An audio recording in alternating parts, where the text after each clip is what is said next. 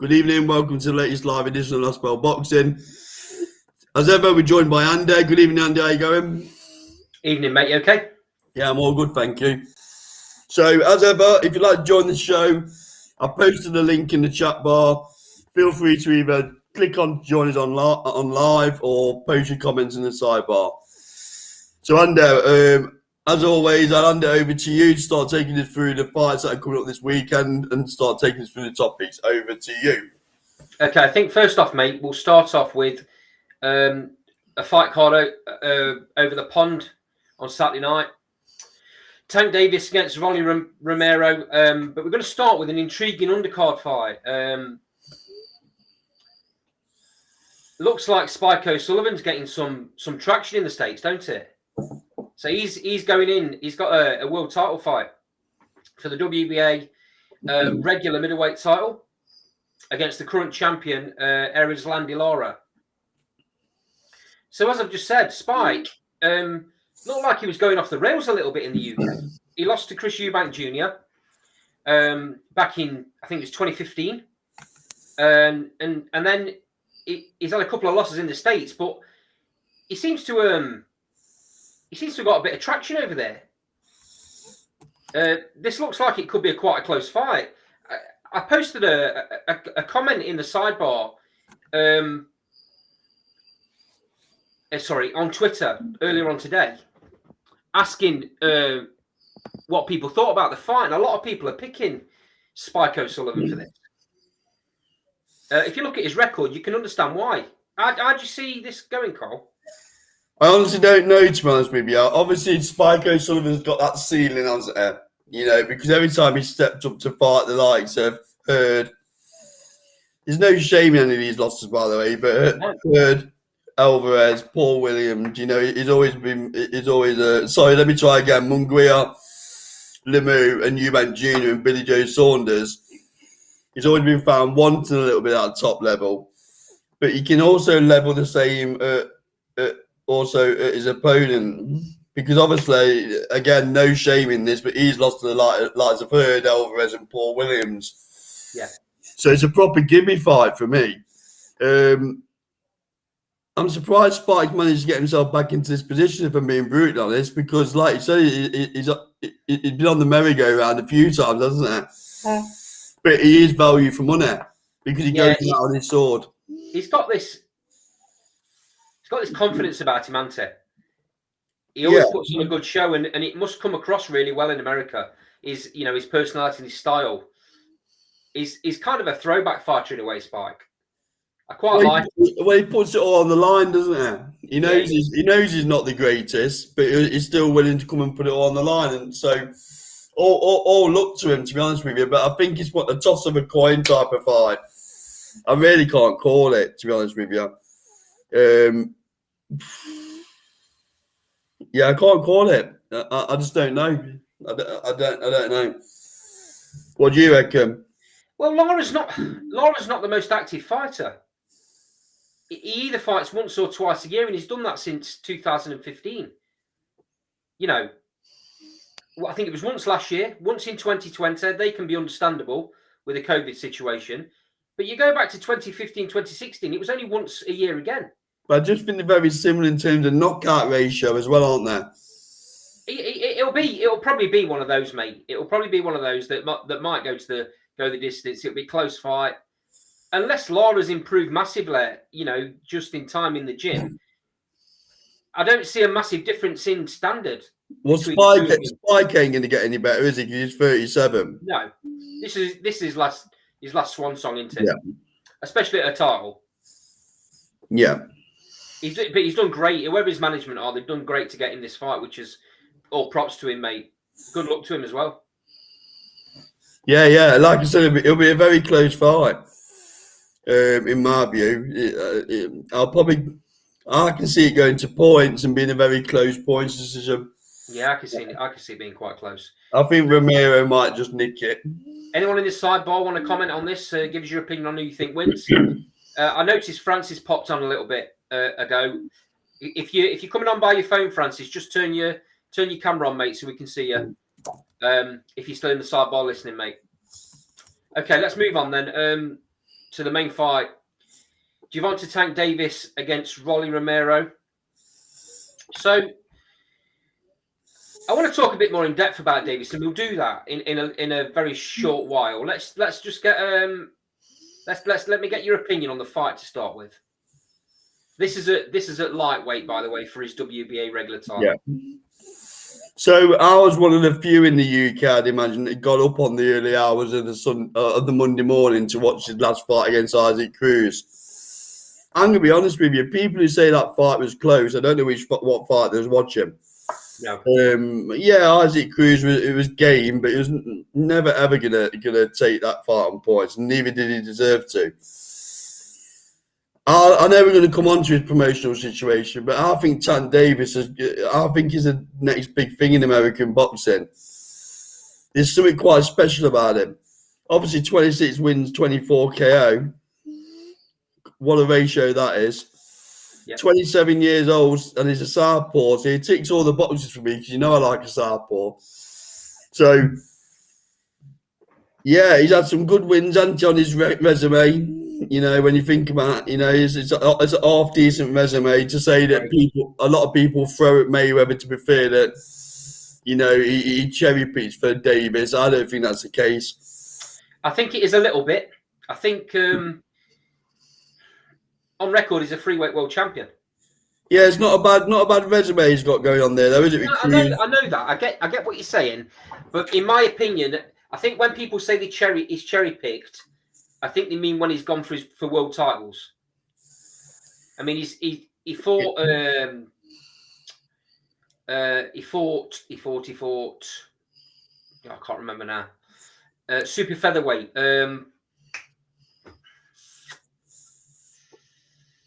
Christ, gone straight out my head. But anyway, what do you think about that? Yeah. I think he's a special talent. He'll beat Romero. I'd like to see him go with I'd actually like to see him go with Eddie Hearn just to wind things up on the American boxing scene. I can't see that happening. I can't either. The name I was thinking of was Leo Santa Cruz. Yeah. So Santa Cruz obviously moved up in weight, and Tank Davis took him apart. Yeah. As you'd expect. He's then gone on to win belts at lightweight, which he's got now, and super lightweight.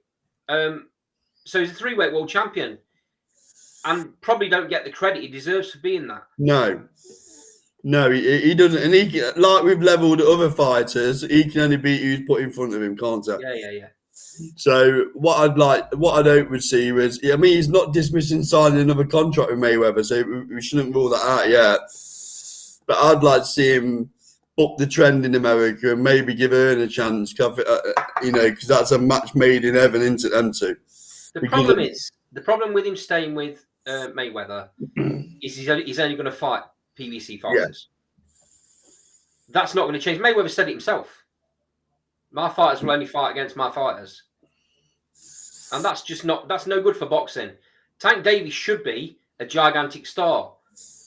I mean, he's the current WBA a regular champion. Yeah. Very, very soon, there's a fight for all of the other belts. Kambosos against Hayner. Yeah. Surely that's the fight Tank Davis needs to go for next. You'd hope so, wouldn't you? Or maybe, obviously, or maybe a Ryan Garcia fight. I can, them two have been calling each other out. That would be a big fight in America. But it's only going to happen if Tank Davis moves camp, mate. He's got to leave Mayweather, and if he doesn't, those fights will never happen for him. And because of that, he'll never be seen as a great. He'll never be seen as a pound for pound. Yeah, the challenge he's got is you've got a bit of that going on with all promoters in America, though, haven't you? Because I don't think promoters, because Golden Boy Promotions are quite happy for their fighters to go and fight on other platforms. Yeah, I wasn't thinking about Golden Boy. I was thinking about some of the others who are just not as political, but there's a little bit of that there, isn't there? They seem to want to match their fighters against certain promoters. I completely agree.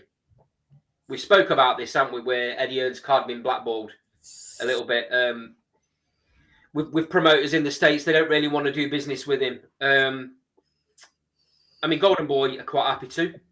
Yeah, the challenge Tank Davis has got is I wonder whether he's going to go on the Crawford route or the Mayweather route, where he jumps around TV companies, because that seems to start becoming the norm now. But when fighters reach a certain level, they feel like they can go on fight by fight deals, i.e., Canelo.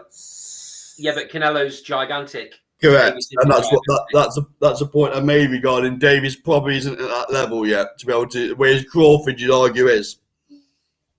Yeah, but is he though, profile wise? Well, he's going to give it a good go, isn't it? I don't think anyone's got the profile of Canelo in the States, have they? Even when you talk about AJ, he probably hasn't. Maybe Fiore. I'd argue Tyson Fury has. Yep, Fiore. And let's see what happens with him, because his deal's up with Top Rank now, isn't it? So if he wants to come back, he would probably adopt that model as well. You can't blame him for it. Whoever's the biggest bidder will pay. Whoever pays the most money will go and fight for one fight. I think the days of fighters staying with a typical promoter for all the career have long gone, haven't they? The problem is that Tank Davis is getting as much money, if not more, for fighting slightly under elite world level fighters. Probably the same money, if not more, with PBC as he would get for fighting for all the belts on another platform. So as a fighter, unless you've got the burning desire to be world champion, undisputed champion, and it's all about legacy, if you're not that type of fighter, if you're a fighter where it's all about money, then why would he move? Yeah, obviously, crack on. Something's not working though, is it? Or he would have just signed the contract and seen it put under his nose. So there's something amiss. Maybe he's a little bit like some Premier League footballers, mate, where they let the contracts run down, and then it's like fishing, isn't it? He's fishing to see who wants to come in for him and see what the offers are before he signs it. And then maybe he's hoping that Mayweather comes back with a bigger offer for him. Well, Mayweather's going to need to pull something out of that if he wants to keep him, because I can't see many other big names under his roster at the minute. No, he's probably his biggest inter. By far, I would suggest. Interesting to see where he goes. So, let's say he comes through this fight. Rolly Romero, he's no bum, by the way, but no. I think this is just a little bit too soon for him. I think Tank Davis stops him late on. That's my. He's been in with no one of Davis's class, has he? No. So I think Davis will be just too much, too powerful, and I think he stops him late on. I'm going to go round 9. So if he comes through this fight, Cole, what would you do with him next? I wouldn't go. I'd want him to have the winner of Kambosos Jr. versus Aina eventually. But I'd probably go for a big fight in America first. I'd probably go for a Ryan Garcia just to throw the shackles, especially if he leaves Mayweather. Right. If he leaves Mayweather, I'd get him a big fight domestically in the United States. A fight that would never have happened under Mayweather's banner, i.e. Garcia. Yeah, personally, I don't think Garcia will go anywhere near him right now. He's still learning. Garcia's made for him. He leaves his chin right up in the air. Maybe Devin Haney then. Well, but this is it, though, isn't it? You've got Devin Haney against Kambosos. If Haney comes through that fight, then it's going to be for all the marbles. Well, I don't think he gets a winner of that fight, does he? Why not? I just don't think he's got the profile or the bargaining chips. Well, I don't know. You can argue that he's definitely got the same, if not higher, profile than Kambosos. Kambosos has only got the profile because of what he's just done in that last fight. Because he won the belt. Well, he didn't have it. But Davis hasn't had the opportunity like Kambosos. That's what I'm talking about. That's what I'm talking about, mate. And also, the WBA are starting, weight by weight, they're starting to amalgamate the super and the regular titles, aren't they? They seem to be making the fight between the two champions to get rid, because they've said, aren't they, that they want to get rid of some of the belts, and it seems to be that the regular belt is the one that goes. So they put in the regular belt champion in against the super champion. Some of the weights don't have the regular champion anymore. So it looks. I mean, I think that's what they're aiming to do. So it wouldn't surprise me if Davis comes away from PBC. It wouldn't surprise me. I think it's tailor made for DAZN in the United States. Where let's say they've been struggling a little bit with the roster they've got in the United States. Tank Davis could almost be the flag bearer for DAZN in the United States. He could get. They've got deep pockets, so they can get in the big fights. So that's my rationale behind. I don't think it'll happen for 1 minute, but earning potential, DAZN will be right up there for him. I hear what you're saying, but are massive fighters in the States, are they a little bit nervous to sign with Eddie Hearn? Are they a little bit nervous because they've seen other fighters get blocked, other cards get blocked? Well, I wouldn't say so because Canelo signed with him. Say again? I wouldn't say so because Canelo signed with him. If he wouldn't take a chance, would he? Yeah, but Canelo calls the shots, don't he? Canelo's got all the marbles in the super middleweight division. Nobody is turning the fight down against him because of the amount of money that they're going to make from the fight. So it doesn't matter who Canelo's promoted by. But I think it's as much of a risk as sitting with Mayweather and only fighting PBC fighters that is going to DAZN. There is solid structure, really, aren't there? I know people keep talking about the funding issues, X, Y, and Z, but they're still throwing a hell of a lot of money. It's not that worries me, though, mate. It's the fact that other stateside promoters don't want to deal with Eddie Hearn. They don't want to do business with him. Yeah, well... Top Rank don't really want to do business with him. They're in bed with Frank Warren.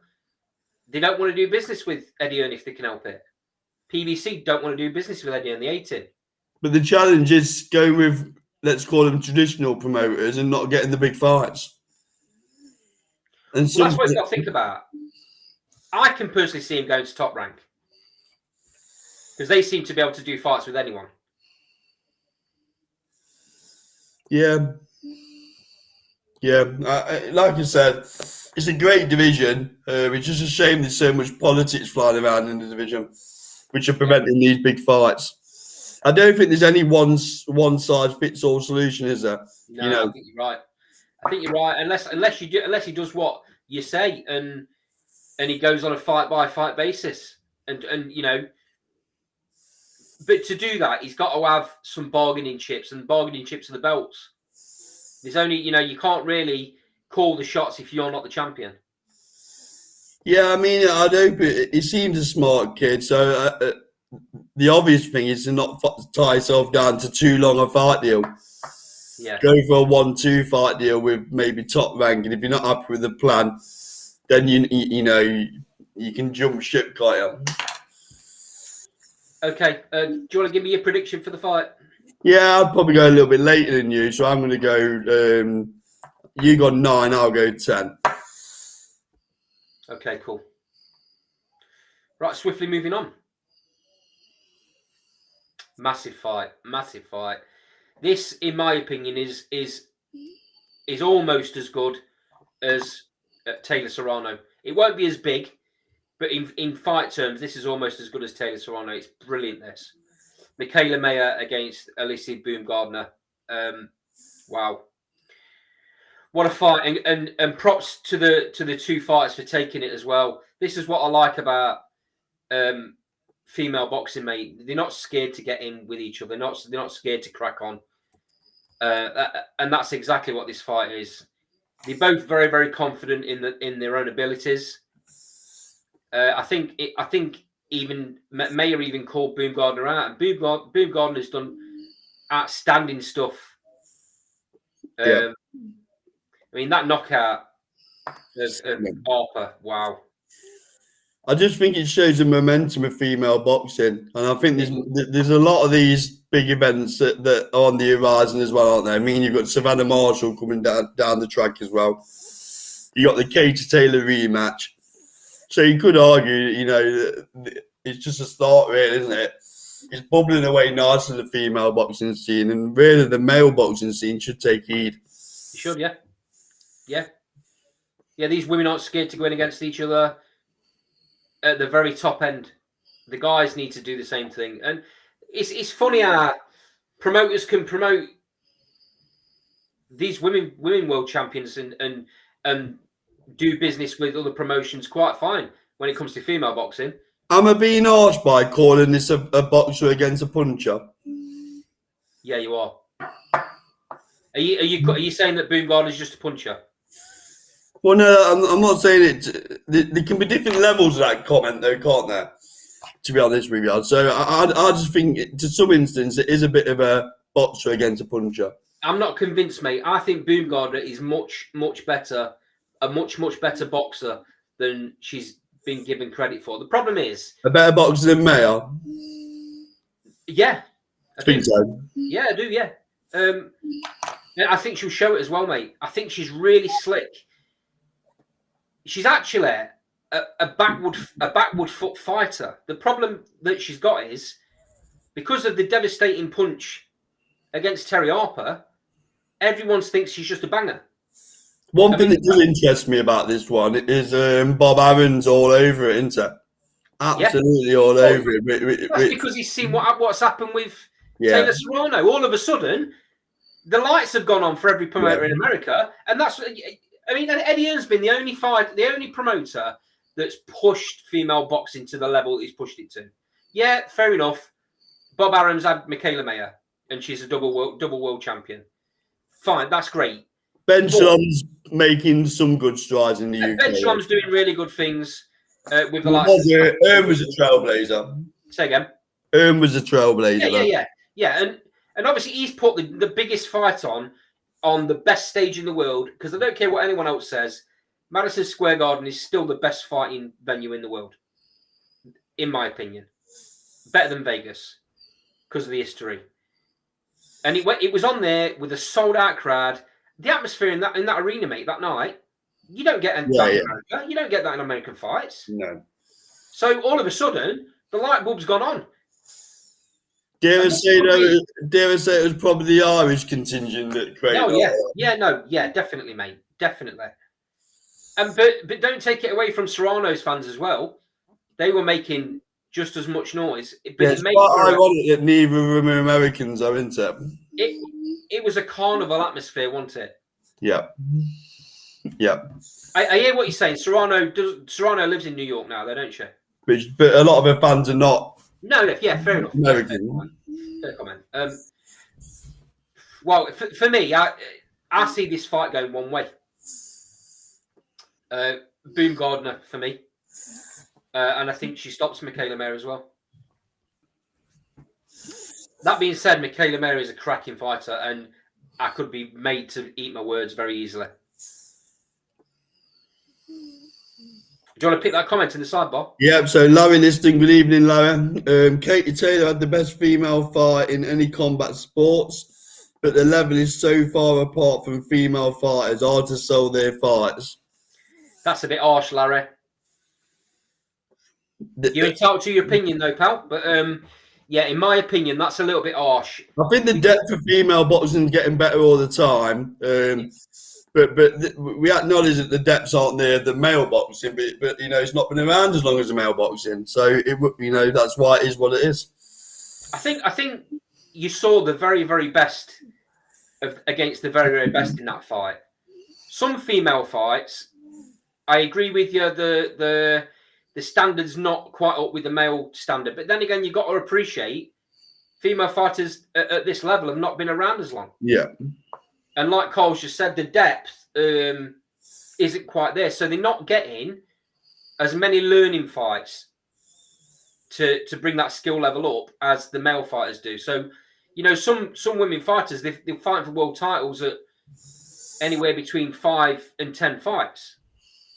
And that's unheard of in the male side of the game. But that's literally because there's not the depth of talent as there is in the male game.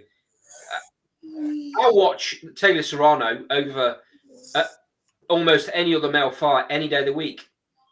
Outstanding, both of them outstanding. I'm going for Gardner in this one as well. Oh yeah, yeah. Larry, what's your call on Michaela Mayer against Alicia Gardner? Although Mary is very good for the game, though. She's very polished, isn't she? And speaks very well. So, you know, she really is a good addition over in the UK when she's on Sky Sports, etc. Evening, Joe. Let's get your call on Michaela Mayer against Alicia Gardner before we move on to the next topic. So these two, obviously, Carl, Michaela Mayer has the WBO and the IBF belt. Yep. Gardner's got the WBC. And then there's one other champion, Hyen Choi. Who's gone missing? Well, she's not got the profile that these two have got. Well, you ain't get a profile by not putting yourself out there, will you? So, I mean, I'd say that the winner of this fight, surely they have to make the undisputed fight next. I'm enjoying this. We've got a little bit of a new dawn when it comes to undisputed fights being made. I think it's great for boxing. But what I do want to see, after undisputed champions have been made, I do then want to see the belts be split up. If that fight, because that fighter can't make the mandatories for all of the belts, and that's why it's so difficult to become undisputed. I do want to see them then be split up because then it makes it really interesting again, and you're getting 4 champions fighting the best again, and then you build it back up again to undisputed, which is brilliant. It's the way boxing should be, in my opinion. So we'll move on, and then we'll pick up the opinions in the sidebar as we go. Yep. Interesting, this one. Yeah. So this week in the States, I'm glad to see him back. This week in the States, Rocky got his statued in his hometown. Looks like you froze on me there, mate. So Wilder got his statue in his hometown. It is what it is. They're obviously very proud of him over there, and it's no coincidence the timing of his return comes at the same time that Tyson Fury's retired. I think in the rankings, I think Wilder's still sat at number 2. Wilder's still sat at number 2, isn't he, in the rankings? Sorry, I lost you there for a minute. If Fury does end up handing his belt back, which it looks like he probably will, Wilder, I would think, is likely to get the first shot. And also in the rankings, I believe Joe Joyce is sat at number 3 or number 2, and Joe Parker's also high up there. So the winner of the Joe Joyce-Joe Parker fight might get Wilder for the belt. It's all kind of falling in its place for Wilder. He's quite a lucky boy that he's still sat in them rankings. Because realistically, he should have to start again. He should be, top 10 maybe, but and then have to fight his way back up again. But that doesn't look like it's going to happen. So a couple of comments in the sideboard. Joe has picked Mayer on points, so he's going opposite to us too. Larry's saying good fights for Wilder if Joshua loses. That's the fight to make. Also, he could face Dillian or some of the up-and-coming American heavyweights. He will absolutely smoke Dillian White. I'm telling you now, Dillian White, Wilder would knock him out. I think he knocks out Joshua as well. So do I.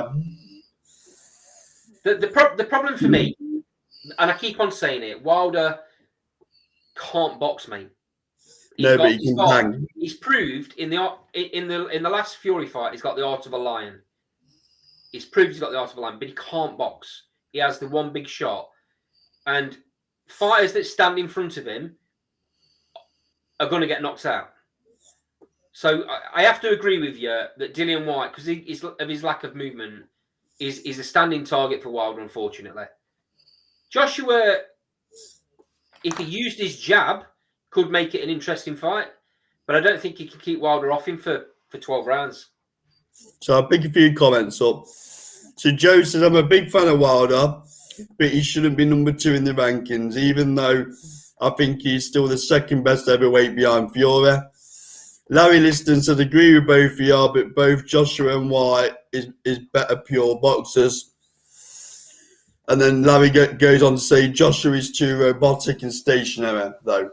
Yeah, you're right, Larry. You're right. And that's why he gets, unfortunately, it'll be a shootout, and Wilder uses his reach better than Joshua does. For the size of Joshua, he fights very compact. He doesn't use his height and his reach very well at all. That's his style, and he's never going to come away from that. I mean, I've said this before, and nobody, and I'll include Usyk in this, nobody can make Wilder look as bad as Tyson Fury did, because nobody can do what Tyson Fury can do. Agreed. Usyk, I think Usyk has as good at boxing skills as Tyson Fury. The problem with Usyk is he's not as big. No. So he doesn't have the jab length. He doesn't have the reach and the height advantage that Fury's got over every other heavyweight. So he's not only got brilliant movement and brilliant boxing skill, Fury. He's also the biggest heavyweight on the planet. That's where Usyk falls down against the really big guys for me. Any big guy that uses his reach advantage and pops a jab out, Usyk's going to struggle a little bit against. The problem is, like I've already said, Wilder doesn't have boxing skills. He hasn't got a jab. It's like that old. He came out of it against Fury, didn't he? He's only got to be perfect for 1 second. Usyk would have to be perfect for 12 rounds. Yeah. Because let's put it right. If Wilder lands on Usyk, it's good night Vienna.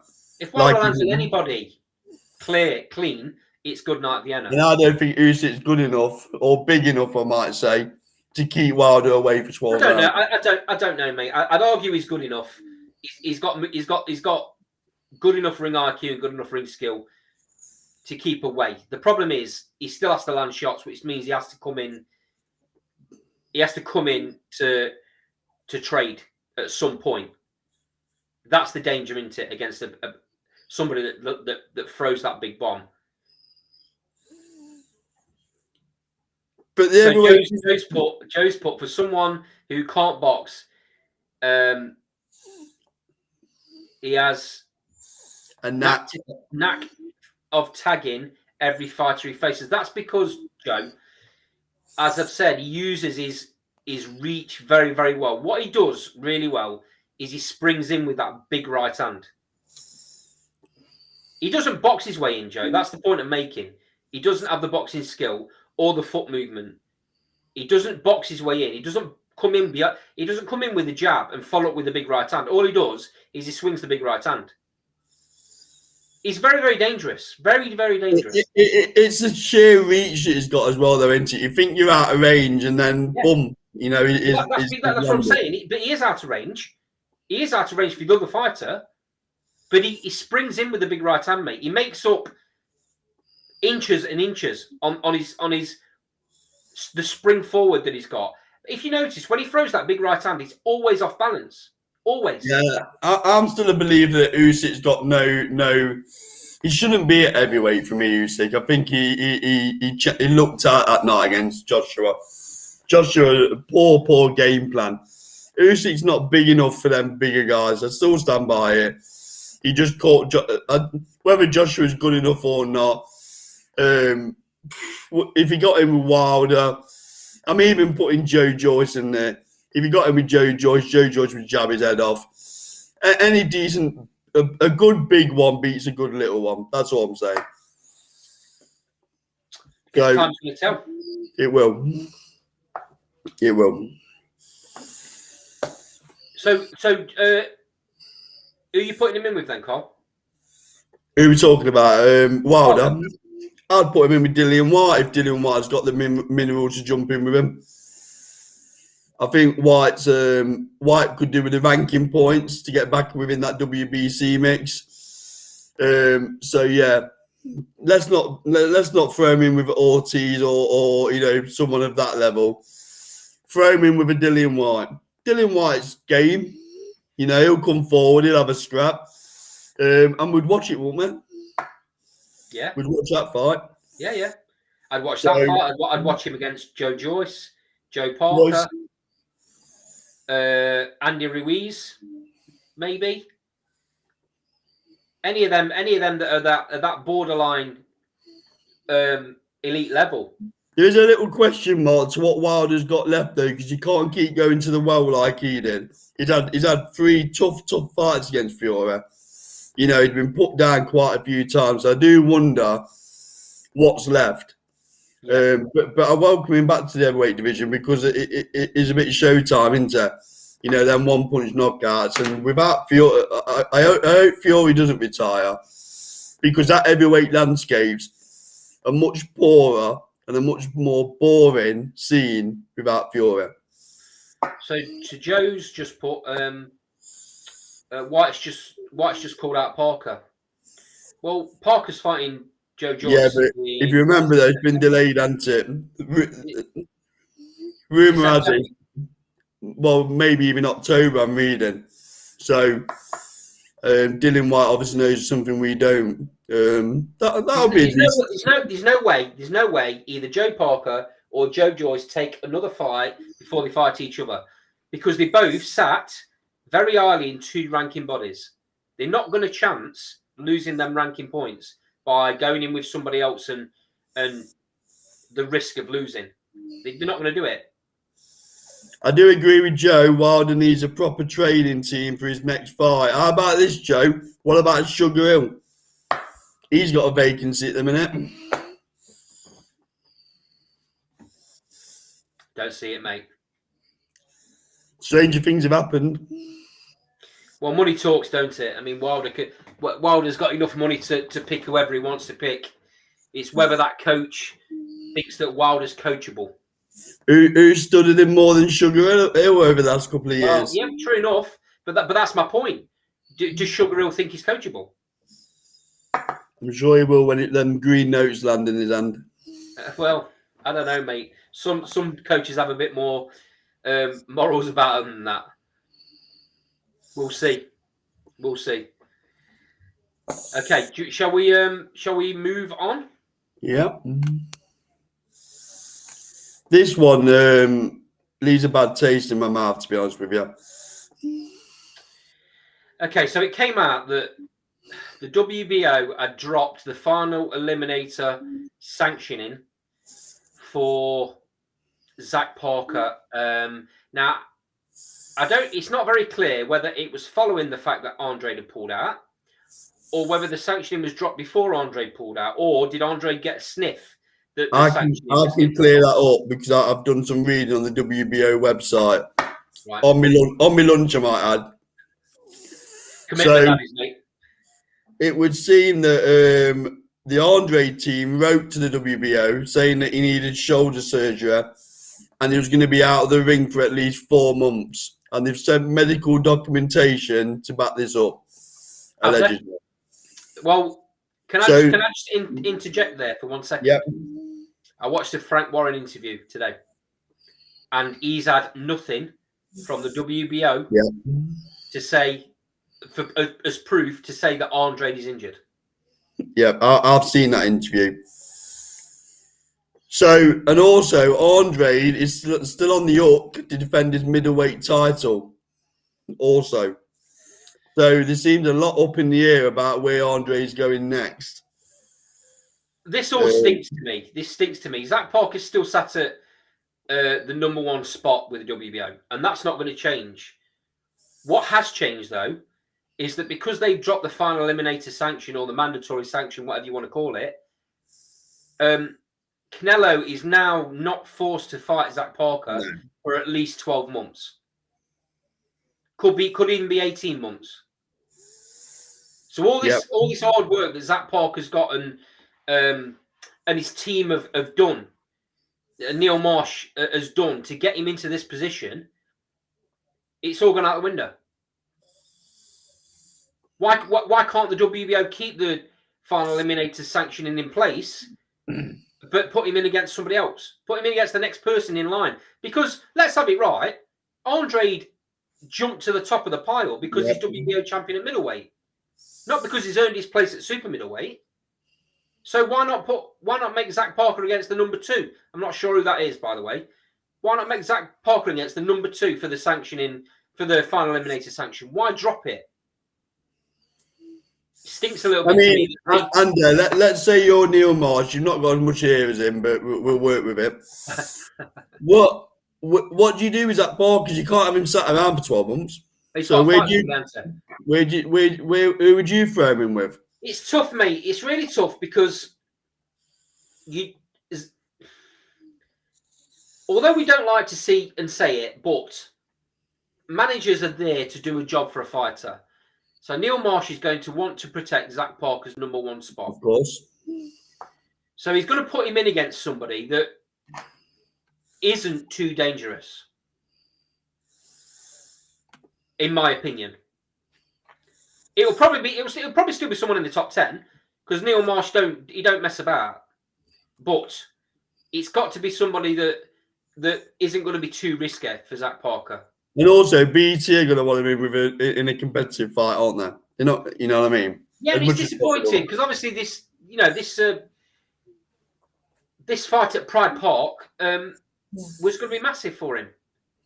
Everything he always wanted. He's a Derby fan. It was going to be huge for him, and he's now not going to get that. So he must be really low, Zach Parker, right now. He must wonder what he's got to do to get that shot. It just stinks. This all stinks for me. That as soon as the WBO found out that Andre wasn't in this fight, they dropped the sanctions straight away. I know S Jam, and we'll be careful here because obviously we have them both on the show, so I'll try and be diplomatic here. But I know S Jam's been in contact regarding Lerone Richards. But Shane won't thank me for saying this, but I can't blame Zach Parker for not taking that fight because that is a dangerous fight. Yeah. You know, we spoke about Lerone Richards before, and you know he's not going to risk that mandatory position, is there? That's what I've just said, mate. So I'm not sure who you throw him in with. Do you go and get a European type level super middle to come over? I don't know.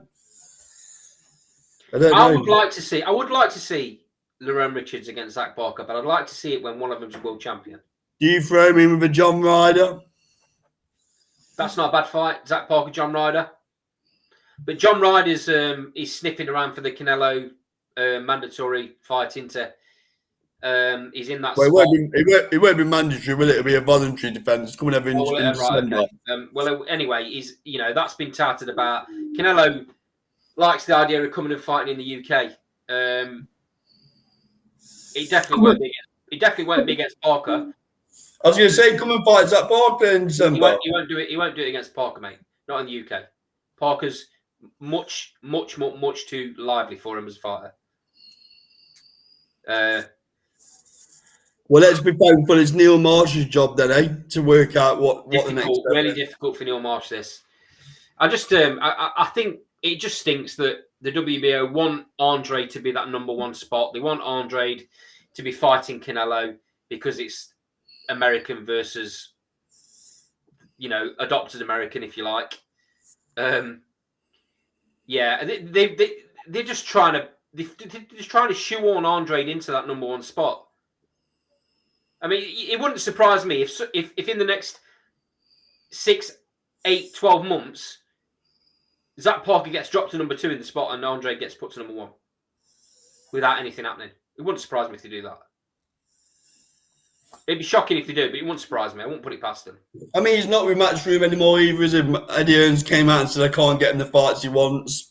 So, promotional wise, where's that leave him? He'll get picked up by one of the big promoters, mate. I mean, if they truly believe that he can move up weight and he can do some damage. I mean, does he beat Canelo? Not a chance. But he can do some damage in that division because the super middleweight division isn't that strong. It's not that strong in depth. People might slate me for this, but I fancy Lerone Richards to turn Andre over. Yeah.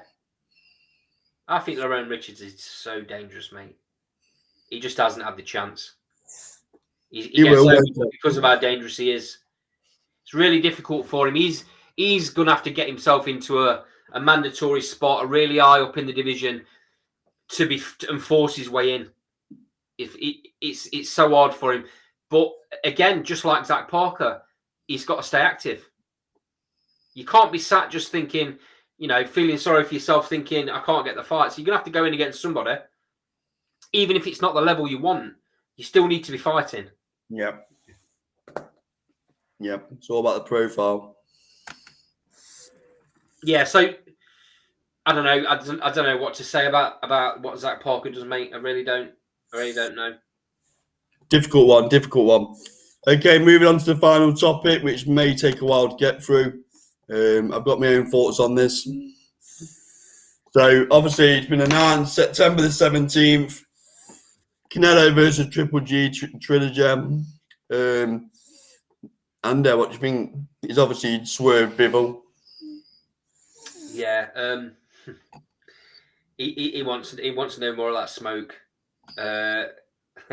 Even though Bivol offered to come down to super middleweight to take him on, he would have frightened the life out of him. That would have done, wouldn't it? He definitely wasn't going to do it for all his belts. That's for certain. I've took you light heavy. Now I'm going to come down and take your super middles. He definitely, he definitely wasn't going to do that for all his marbles. Not a chance. So he's taking, and this is going to be very controversial, and I'm sure people in the sidebar are going to slate me for it. He's taking an easy fight. Triple G is well past his Seldane. I'll go as far as to say this is going to be a very, very, very one-sided fight. The first two were very close. I think Triple G won the first fight. You can argue Canelo picked the second fight, but it could have been a draw. This fight, mate, is going to be so one-sided. Andy, I'll just pick up Joe's comments on the side for a minute. So Joe's put no views on Evanesian versus Ortiz Jr. You've shocked me, lads. Joe, I've actually heard something different to that. So what we'll do, we'll come on to Evanesian after this then, Joe, okay?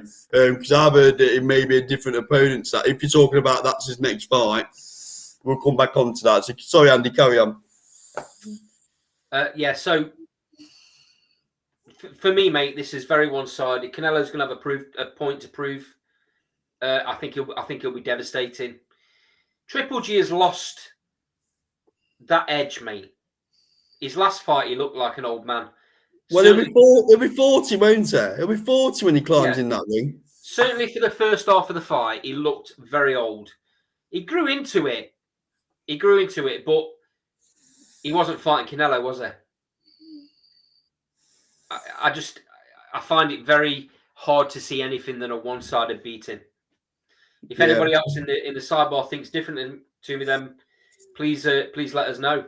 I mean, I don't expect him to be as bad again because I think there's a bit of ring rust in there. Although saying that, by the time we get to September, he would have been out of the ring again for a significant time.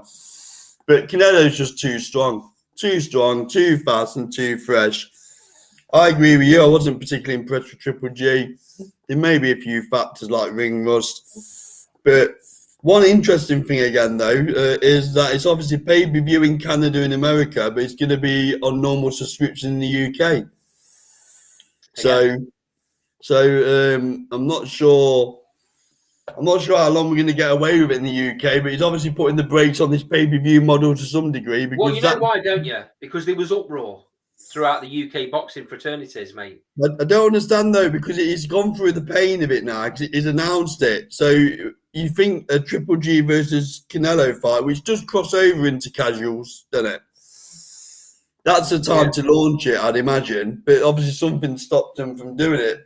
Whether they're going to dress it up as a goodwill gesture to the UK fight fans, I'm not quite so sure. I think as soon as they start trying to charge UK fight fans pay-per-view for any of their fights, they're gonna lose subscribers, mate. Yeah. People won't pay pay-per-view. So Joe says in the sidebar, Triple G shot to bits. His last two fights, he got away with it easy. Got away with it easy. Last two fights, he got away with it. Could do with a comma in there somewhere. Easy fight for Canelo. I agree. Yeah. I think it's an easy fight. It is very one-sided, and it'll be if it is a beatdown like we're saying, it'll be Triple G's last fight. He won't fight again after that. He clearly thinks he's still got it, Triple G, and he's well within his rights to have this this trilogy because he got robbed in the first fight. He did. It's just taken too long. Canelo's very smart. Canelo's very, very smart, mate. He's waited until Triple G is at the point he's at. He knew how tough them first two fights were. So Larry comes in and says, yeah, Canelo wins late round stoppage, in my opinion. Sad that they are cherry-picking Triple G at this point. Yeah, as I've just mentioned there, Larry, I completely agree. It's a trait that these very top-end fighters seem to do when they come into this kind of point of their career. Mayweather did it a little bit as well. It's quite interesting, though, because I wonder where Canelo goes next. He's making noises that he wants to go back up to light heavy and have another bite on that cherry, don't he? But I don't think for 1 minute he goes back up there. So I'll be very surprised. I'll be very, very surprised if he goes back up to that weight. But the thing is, what does he do then? Just stay at super middle? I mean, I don't think even though he's a small super middleweight, I don't think he goes back down to middleweight. Middleweight, he could clear up middleweight easy. You might. I mean, they're all going to come up from middleweight to fight him, aren't they? At super middle, the Charlos of this world and people like that. So he's got a fair few fights. I mean, Andre's a great example. He's never a super middleweight either, is he? No.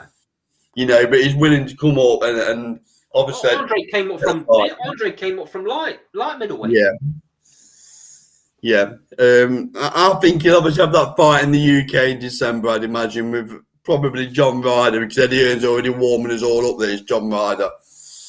But then where he goes after that, it's going to have to be the Charlos and that. If he wants to generate the sort of money he's been earning over the last year or so, he's only going to want, obviously, competitive fights, aren't there? Yeah. So, be interesting. Very interesting. So, we'll pick David Ebenezer up then, Andy, on behalf of Joe. So, as you know, word then, Cole? Let's hear your rumour. Yeah, so I watched a recent interview, and this is only a rumour. People know that we friend of the show, Carl Greaves. It's not tipped me off. It's not told me. This is just my opinion. So let's not have people jumping on me on Twitter. So if I had to put my last pound on who his next opponent is, and you heard it here first, Joe, I'm going Keith Thurman. What do you think about that, Amanda? So David Ebenezer is still sat at number 1. No, he's not. He's sat at number 2. Ortiz is, I believe, is still sat at number 1. I think Keith Thurman's now number 3. Either of those for me. Keith Thurman, if he beats Keith Thurman, he's still only number 2. So unless Ortiz isn't number 1 anymore, unless Ortiz has taken another route, then I'd take the Ortiz fight. Because that's meant to be the final eliminator. I'm not asking you who you'd take. I'm saying who do you actually think he fights next? That's completely up to Ortiz. No, but so who do you think? But who do you think Evanezer's going to jump in with next? You had to put your time on it. Well, I don't know. I don't know the ins and outs of how poorly Ortiz is. Is he back? Is he back? Is he fighting again? Is he fit? If he isn't, then the Thurman fight's more likely. Because they can't keep on waiting. They've got to fight somebody up in those rankings to keep his ranking. The Thurman fight. That's an interesting point regarding Ben. I know Ben's saying he wants Thurman next. I don't think Eddie Hearn throws him in with Thurman next. No chance whatsoever. I'm not sure. I'm not sure who Ben's going to jump in with Ben next. has definitely got to fight somebody in the top 10 of a ranking body, mate. He can't not now. He can't not. He's got to fight. And in my opinion, I mean, you look at the rankings, whether you agree with it or not, Ben is top 5 in most of the rankings. Yeah. So that means he's got to fight, realistically, somebody within the top 5, not the top 10, which don't give him a lot of options. Thurman is probably the weakest of the top ranked welterweights because he's coming to the end of his career. Yep, it's still dangerous, isn't it? Yeah, no, he's still dangerous. Don't get me wrong. He's still a world level fighter, but he's not a Boots Ennis, is he? Or an Ortiz for that. I still say Evanesian should fight Ben. Why not make that fight? Yeah, that won't happen with him. Although Hearn did say he's on his little list, didn't he? But he's still quite dismissive of it. So, good evening to Silvio. Long time no see, long time no hear, Silvio. Feel free if you've got 5 minutes to jump on the screen with us. So let's try and get an answer out of you. Who does Ebenezer fight next? I don't want to hear all this crap about if he's well or not well. Just give me who he fights next. How can I say that without knowing if Ortiz is fit? It's just your opinion. You're allowed your opinion. Just say, it's not a difficult question, is it? Well, it should be Ortiz. It should be Ortiz because he sat at number 1. Right. So you think it's going to be Ortiz? That's what the WBC made for the final eliminator. So you think it's Ortiz? I guess I'm going to have to think it's Ortiz, aren't I? I can't give an opinion when I don't know. No, well, I mean, it's not like I'm asking you to, give your kidney away. I'm just saying, who do you think, when Ebenezer next laces up his gloves, who's going to be in the other corner? If Ortiz is fit, it's Ortiz. If Ortiz isn't fit, it's Thurman. Right, okay. You know what the old saying about if Arthur is Martha and all that? No, it's not that though, is it? Is Ortiz fit or not? So Joe, is Ortiz fit? No, but I don't think he jumps in with Ortiz anyway. Of course he does. That's the final eliminator. Joe's able to give a straight answer. So Joe said he thinks it's Ortiz Jr. But he does like the Thurman fight as well. So let's try and get a straight question. Let's go on to Ben then. We might be able to get a straight question here. Who do you think Ben jumps in with next? That's tough. Maybe Danny Garcia. I'm going Danny Garcia. Yeah, because I think he's washed up enough so Ben beats him, but he's a big enough name to satisfy the British boxing public. That's the rationale I think Eddie Hearn would go under. And that is a big step up, by the way, for Ben. Yeah, You've been calling for Ben to fight a world level opponent. Danny Garcia is still that, even though he's coming to the latter stages of his career. It's still dangerous. Thurman's still dangerous. If it was Thurman that Ben went in with, and that really puts the cat amongst the pigeons for Ben. The thing is, once he takes this next fight or this next step, he then can't step backwards. Or what about Ugas? Yeah, good chat. Yeah, I mean, I don't think they're going to win. Ugas would be good for Ben. Yeah, agree. I mean, I don't think they're going to win near him, but yeah, Ugas. So Ben's got plenty of options, but it's whether Eddie Hearn pulls a trigger on him. They have to roll the dice at some point with him, mate. I personally think he's ready for it. But let's, and I think Ben thinks he's ready for it. It's just, it is a risk. No matter what you say, it is a risk because he's moving up to a level that he's not fought at. Do I think he's capable? Absolutely, yeah. Does he beat Danny Garcia? Yeah. Does he beat Keith Thurman? Yeah. So Joe says if Garcia lands with that left hook, it's curtains for Ben. Can't see him fighting anyone who can bang, in my opinion. Joe, I'm not too different to you, to be honest. And then Larry Liston says Eubank versus Ben is a good fight. That won't happen, though. Eubank's too big for Ben. It'd make for brilliant TV, obviously, because of the two names. It'd make massive money because of the two names. The problem is you're going to end up with the same scenario that you had with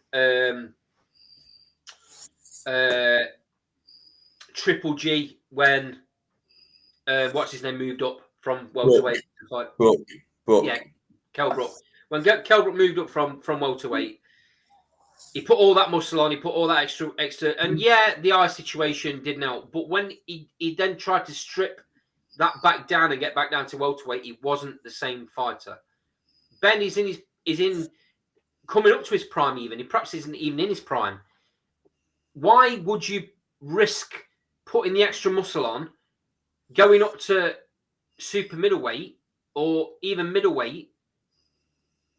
It's still two divisions middleweight. Why would you do that when you're in a position where you're only coming up to your prime and coming up to fighting world level fighters at your own weight just for that one payday? Don't make any sense. One thing I'm glad about is the fact that Amir Khan and Kell Brook have retired, because I'm convinced Ben was going to jump in with Kell Brook next. Yeah. Absolutely convinced. So I'm glad that's not an option now, because God, we just need to see Conor Ben in with someone, don't we? An active opponent. Let's find out how good he is, because we don't know at the minute. We don't. Is it world class? We don't know. We don't know. He's not been in with anyone, has he? We don't know. You're right, mate. There is a question mark there. We don't know. In my opinion, I think he's more than capable. Is there a chance, like Joe said, is there a chance that he gets sparked out at that level? There's a chance he gets sparked out at any level because of the way he fights. That's what makes him so interesting for me. That's what makes him exciting, just like his dad. Let's have it right. Eddie Hearn's game plan is we'll carry on fighting C+ fighters, fringe world level fighters, until there's a vacant opportunity, and then we'll try and get Conor in for a vacant title shot. Well, I think that's been his game plan up to now. I think the boxing public are starting to lose the patience with it, and I think Eddie Hearn's realised that. So I called it, didn't I? Called it months ago. This would happen. Yeah. I don't think you're going to get that again. I don't think they dare, mate. I don't think they dare. Eddie Hearn's going to have to roll the dice. I'm still not convinced about his ticket selling power either. If he scores a win against a big name, mate, he'll be a big draw. Don't worry about that. Yeah, the main concern at the minute is that he's been taking him around the UK and he's not really developed a fan base anyway. Yeah, I agree. He should have stayed in London. He should have made the O2 his home. Yeah. But that didn't happen. Eddie Hearn had the strategy that if you take him to Liverpool and Manchester and wherever else, did he fight in Newcastle? I'm not sure. You take him to all these other big fighting cities, and you pick up fans on the way. Then he's got a UK-based fan base rather than just a London-based fan base. If that makes sense. I think that's what they were hoping for. Whether that's achieved or not is we yet to find out. But if he scores a big win against a really big name, believe me, mate, it'll erupt in the UK for him. The fans will come out then.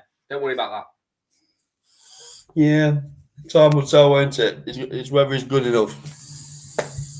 But so, just before we bring the show to a close, is there any topics in the sidebar that you want me to cover before we finish the show? We're more than happy to take any topics from the sidebar, just like Joe has done. But just Evanesian, I don't get why Eddie Hearn says he can't sell tickets and then brings over nobodies to fight Conor Benn who don't shift no tickets. I think it sells out the O2. Evanesian's got a strong following in the East Midlands, obviously trains out of Newark in Nottinghamshire. Neil Marsh is English, Carl Greaves is English, so I don't get Eddie Hearn's philosophy. He obviously don't fancy the fight because it is a dangerous fight. I agree. So Eddie Hearn's still got nightmares from Josh Kelly, hasn't he? Joe, if I knew who won the Epsom Derby, fella, I'd be at the bookies myself. So I definitely won't be putting it on here. So the closest I'm going to get to that is by predicting it's got 4 legs and a tail. So you barked up the wrong tree there, fella. Go on, Andy. I just think he still sees flashbacks from the Josh Kelly fight, Eddie Hearn. Josh Kelly was his up and coming name on it, and then Evanesian did an absolute number on him, and I don't think he wants him to go anywhere near. So Larry, we've covered the Romero versus fight at the beginning of the show. So by all means, if you didn't catch it on YouTube after the show. But it's safe to say that we both think Romero loses. I will just answer that quickly for Larry. I just think it's a little bit too soon for Romero, if I'm being honest. And he's been in with no one of Tank's quality, has he? Looking at his resume. So I think he's in for a baptism of fire when he gets in with Tank. Yeah, completely agree. So if there isn't any other questions, what we'll do, Andy, we'll bring it to a close. So this has been Last Bell Boxing in partnership with Southmount Bar Nottingham. We go live every Thursday at 7 p.m. Obviously, there's a lot of content dropping on the channel as well. If you're not already done so, like, comment, subscribe, post your comments below, and we'll pick them up after the show. Thank you for all the comments in the sidebar. Much appreciated. Andy, thank you for your contribution. As always. And we'll see you all next week. Take care, everybody.